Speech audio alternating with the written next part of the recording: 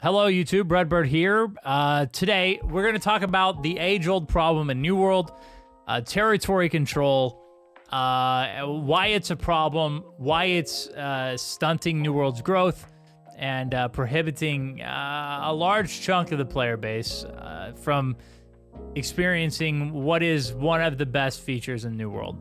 Let's start right here real quick.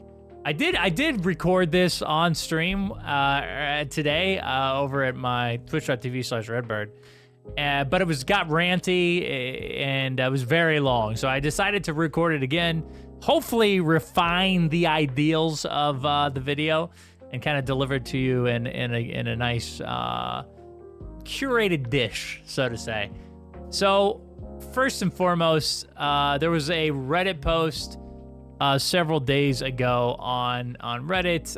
Wait, I didn't need to say that part. A Reddit post on Reddit, if you can imagine, work with me here, that said, this should not be allowed. And it showed on Valhalla. This is a scene we've all seen before. If you played New World for any period of time throughout its 2-year stint of existence, you've seen a map like this, predominantly purple and predominantly owned by one territory or one company. Now, these could be shell companies, obviously, but for the most part, this is a group of people that own 7 territories on Valhalla, one of the bigger servers on New World.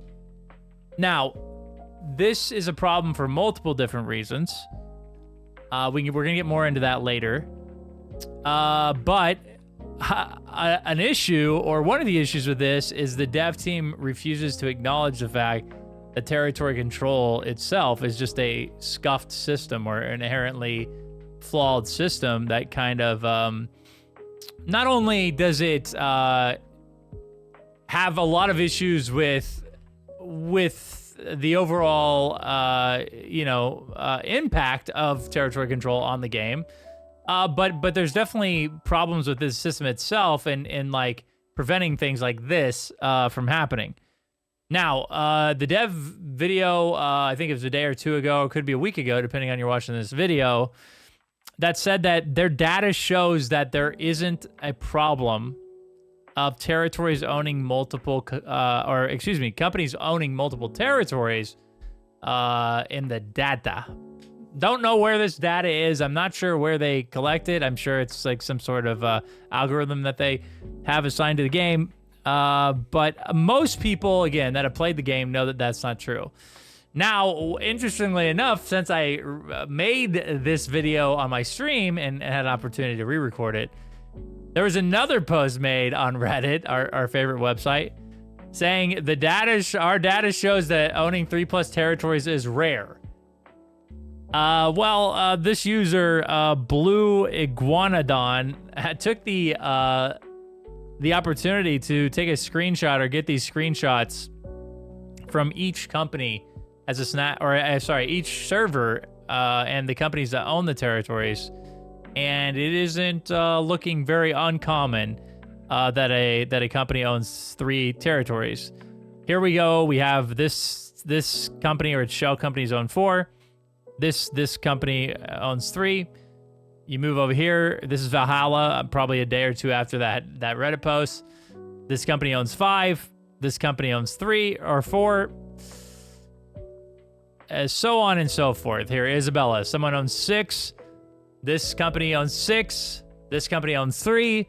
And it goes on and on. I mean, like, this is clearly a problem in New World. And in my opinion, territory control as a whole is. Now, I like to be constructive. I like to, when I provide criticism, at least when I have the opportunity, to be constructed about it and make sure that there are, at least some feedback or some maybe solutions that are offered up along with my criticism. So let's address these main factors or these main questions in this video. Should companies be allowed to own multiple territories? Is time-gated content good for New World's overall growth? And territory control as a pinnacle feature in New World. We're gonna talk about those 3 things in this video real quickly. and just kind of sum this up and then provide hopefully some constructive criticism on some solutions to these problems. So should companies be able to own multiple territories? I think inherently the answer is no. This basically prevents a larger group of people, a much larger group of people, if you see these maps and there's potentially 3 and sometimes 4 territories owned by the same company or shell company or same group of people. Oddly enough, and this is not something that was addressed in this Reddit post, but a lot of these companies on these servers are actually the same companies that own multiple territories on multiple servers. So it's an even smaller group of people that are able to compete in these wars, oddly enough. And it just blocks what is territory control, what is owning a territory, what is getting to govern a territory, getting to compete in competitive wars.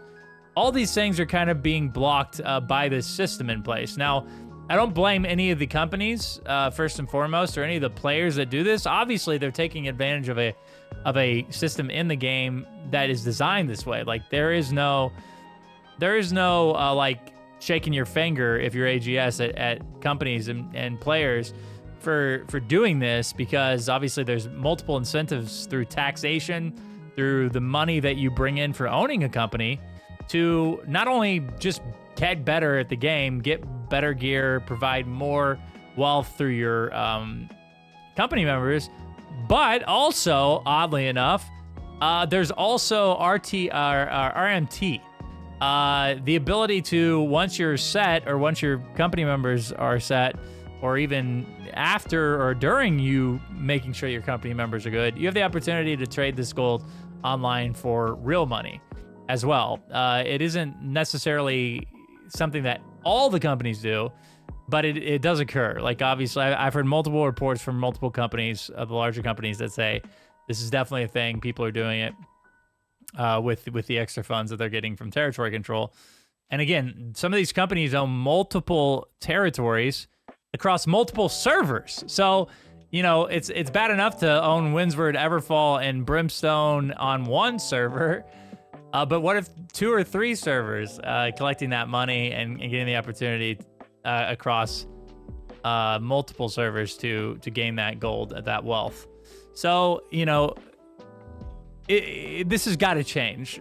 They've tried multiple different solutions to this problem of one company owning more than one territory, but they've got to keep it going. They have to, at least, I think at the very minimum, at least limit the one named company to own one territory, right? It makes it harder and harder and harder, to do this. That's what you have to do. You have to continue to put barriers or deincentivizations in place that will prevent players from doing this, from taking over entire servers, from taking over multiple servers. You have to find a way. I don't know what it is. It can be extreme, I think, at this point, because it's ruining the game, essentially, for a lot of people.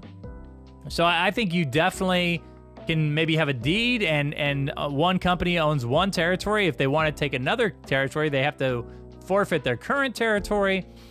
So that allows people to kind of jump to try to take like the more dominant or predominant or important territories in the game.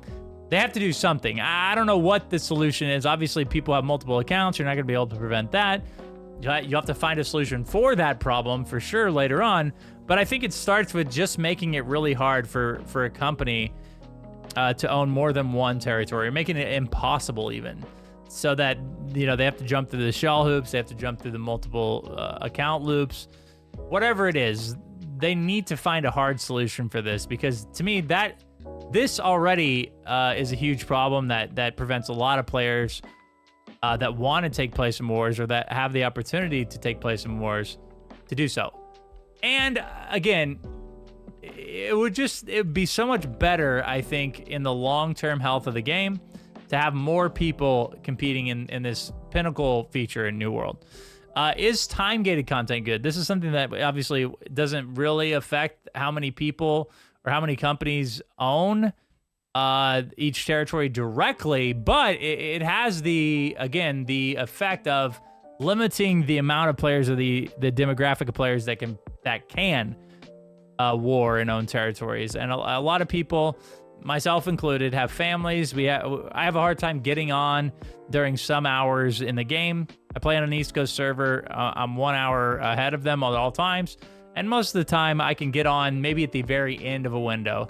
Maybe like to get one territory push or one more in.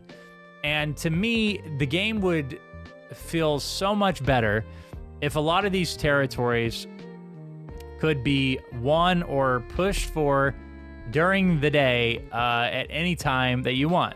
Now, I know that having the 50v50 wars and having the curated groups and the efforts of competitiveness and organization are a really special part of New World's PvP, specifically the war system. But in the same vein or in the same conversation, this particular honing of this type of PvP or this in-game feature, it pushes people away from the opportunity to enjoy New World's in-game PvP. And it's one of those things that I think there's no reason, just like there's no reason why you shouldn't limit one company to one territory, there's no reason why we have to limit the amount of time or the window of time that these territory pushes and territory wars can take place. Now, a majority of the territory should be during a concentrated window of people being able to log in and play New World. I wouldn't argue against that. But what's wrong with like Cutlass or Morningdale or Weaver's Fen or Reekwater having earlier windows or even later windows, one of them having like a much later window, giving the opportunity for players to, enjoy pushing and enjoy wars that maybe couldn't log on during those hours. This would, again, spread out the player base in efforts to who can compete in pushes, who compete in wars, etc., etc. Now, this is something that overall, I think the main thing with this is, and this is again an AGS thing, they've stated that they don't really see wars as something that needs improved upon. They don't think that territory control necessarily is something that's a huge issue right now. But one of the problems is for 2 years now, this territory control system, aside from the change of influence pushes, which I think is a fantastic change, by the way. Aside from that, this 2-year system has not really had a lot of attention or had a lot of honing or a lot of changes to it. And it's just one of those things that it's odd. It's an odd choice because, they're so important to the game. Wars are fantastic. Early on, I think a lot of people got opportunities to play wars that wanted to, and slowly over time, the meta has shifted and super companies formed, and there's just less and less people on a regular basis get an opportunity to compete in these. Not only that, but I just think as a whole, New World could benefit greatly from having a more dynamic or fluent system that allowed people to do or participate or compete in these more frequently.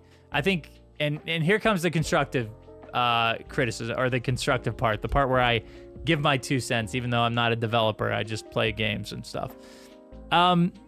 So first and foremost, I think if it's hard to limit or to get these companies or these super companies or these alt companies to shrink down or to have less overall influence on the economy, the money that comes into the game, and territory control, then let's blow it up. Let's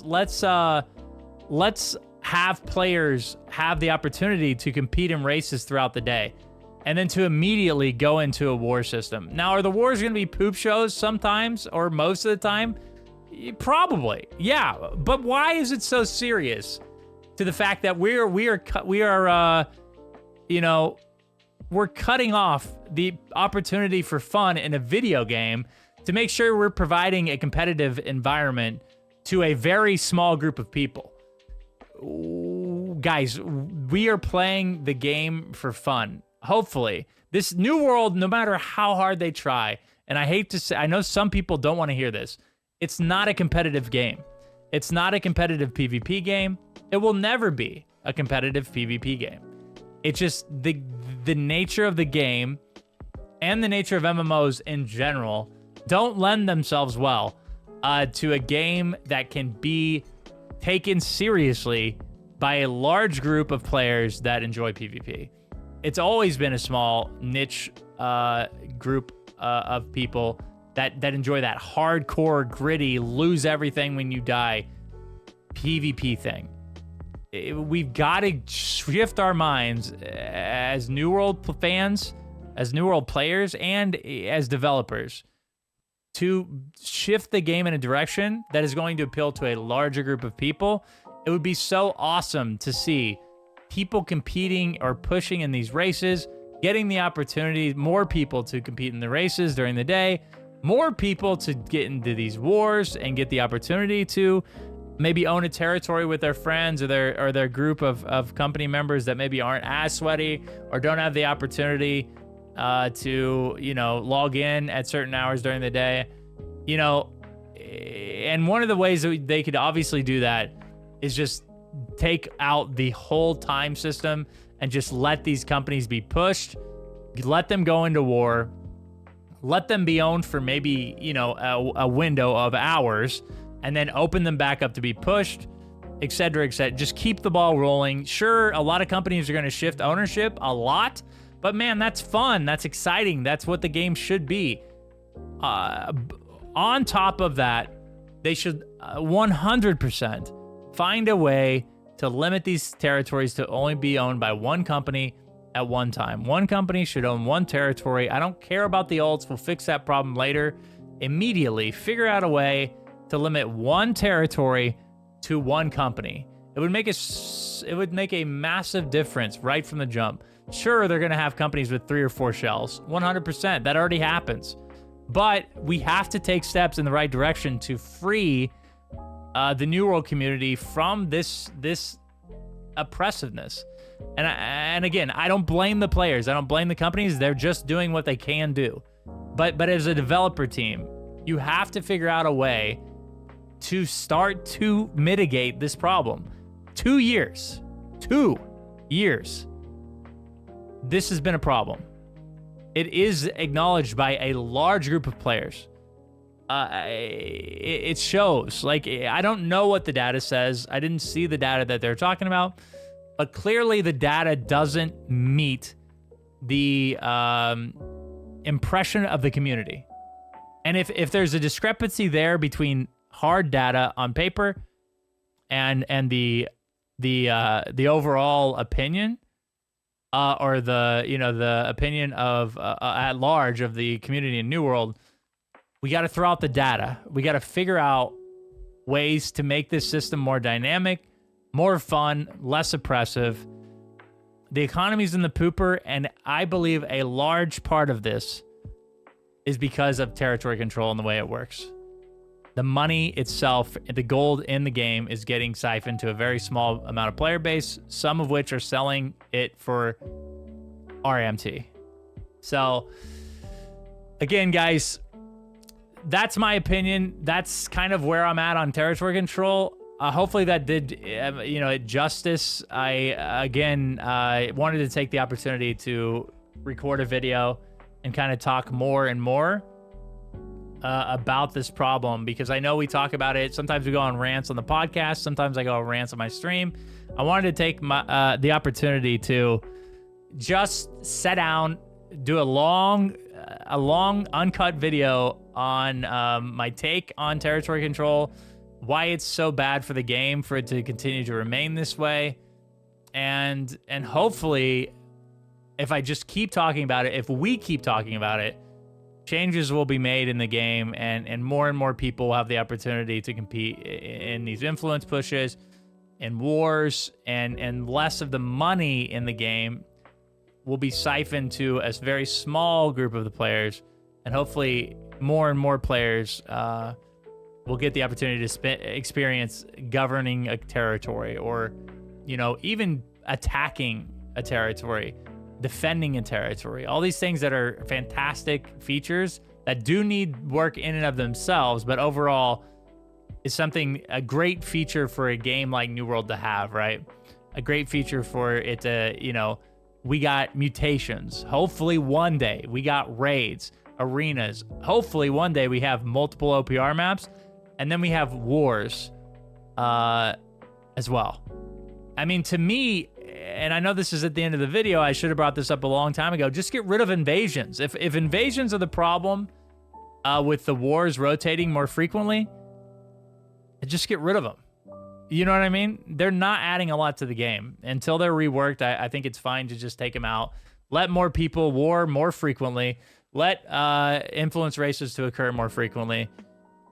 And for the love of all things good, stop companies from owning multiple territories. You know, again, people will get around it. That's fine. We'll address it after this. Let's just stop these companies from owning multiple territories under the namesake of one company. That's all I got, guys. Thanks for watching. Really appreciate it. I'm sure you have some comments. Maybe you hate the fact that people speak up against territory control and you want things to remain the same. That's fine. Leave a comment below.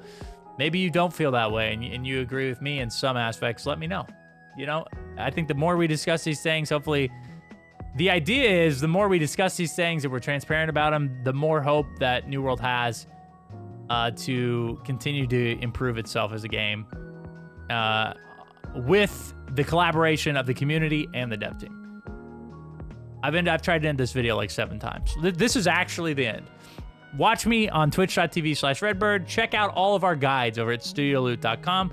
Our podcast, New World to Go, on every podcasting platform. And don't forget to use code STUDIOLOOT on checkout at GamerSupps. The homies over at GamerSupps partnered with us. We're very blessed to have them on the team. Use our code STUDIOLOOT for a discount at checkout. Thanks for watching, guys. We'll see you in the next video.